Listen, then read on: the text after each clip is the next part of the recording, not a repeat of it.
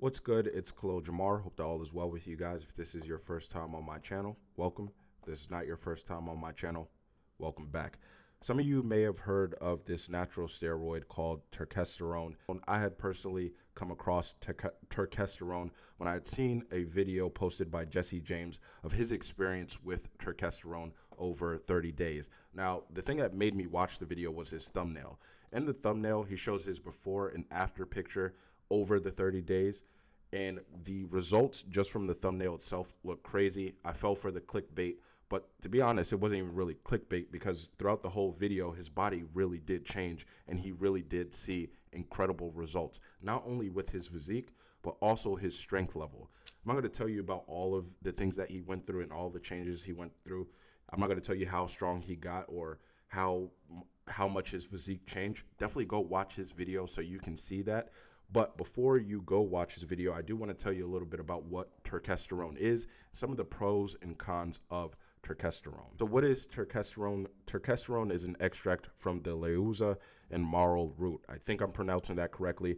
Now, as far as turkesterone being considered a steroid, it is a steroid, but it's considered to be an ectosteroid. And I'll explain why that's important later. Now, ectosteroids can be compared to anabolic steroids or other forms of testosterone because it does have the ability to promote physical and muscle growth. But one of the differences between turkesterone and other forms of testosterone or anabolic steroids is that it does not bind itself to your androgen receptors. Now, this is just me being honest. I don't know what the androgen receptors do, but I do know that because of the fact turkesterone does not bind itself to your androgen receptors, it means that you won't go through some of the negative side effects that you would go through being on anabolic steroids or other forms of testosterone, which is something that you'll actually see when you watch Jesse's video.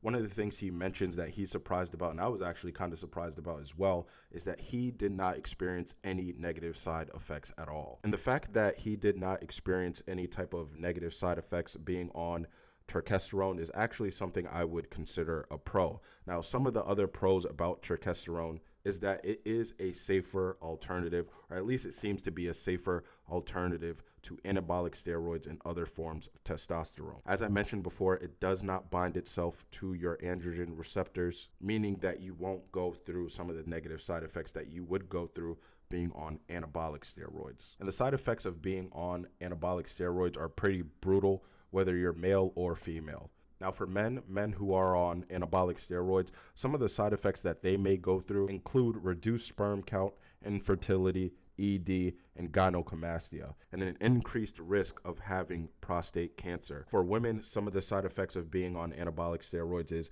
you might have problems with your period. You might have either excessive hair growth or excessive hair loss. Basically, anabolic steroids can cause a lot of damage and does have dangerous side effects. So the fact that these negative side effects don't seem to occur when someone's taking turkesterone, again, I see that as a good thing. Now, I couldn't find too many bad things about turkesterone or too many cons, but one of the things about turkesterone and any other drug that you take is that there are side effects. Now, usually when you think about side effects, you think of side effects as being a bad thing, but it seems that turkesterone has beneficial side effects. And when you think about it, side effect just means anything other than the intended kind of purpose of that drug. Now, some of the side effects of being on turkesterone include optimizing your hormonal levels, strengthening your immune system, and also improving your brain and mental health. Even though I was unable to find anything bad about turkesterone or any negative side effects,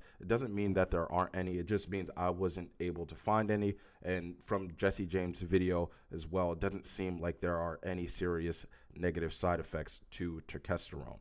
Now, the only thing that I would say is bad about turkesterone is that it may not be as strong or as potent, or you may not see the results you would see being on anabolic steroids or any other form of testosterone. That's probably why there's not a lot of side effects with turkesterone. But that is basically what turkesterone is. Now, even though turkesterone seems like this great thing and it seems like a great pill to take, do I think that you should just start popping turkesterone pills?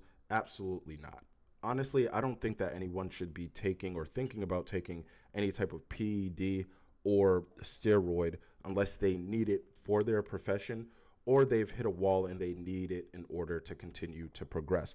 Those are really the only times that I think it's okay to take a PED or steroid.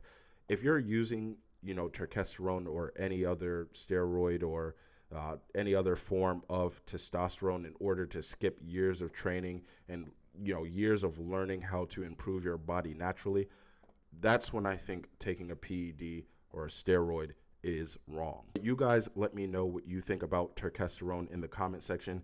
And if you have any, more information or any experience with turkesterone, definitely leave that in the comment section as well. And actually, before I end this video, I do want to pose a question. Should turkesterone be banned by the WADA? Now, the WADA is the World Anti-Doping Agency. Basically, they're the ones who ban athletes from using certain drugs in order to enhance their performance. That's what the WADA is.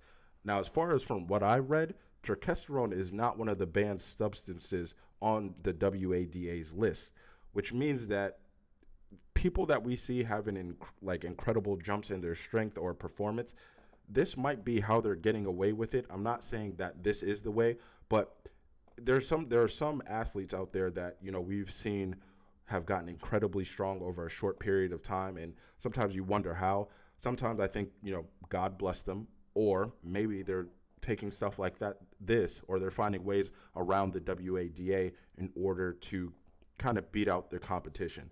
But you guys let me know what you think. Again, the question is, should turkesterone be banned by the WADA? I honestly might do a video on that, my opinion and thought on that not being banned just yet.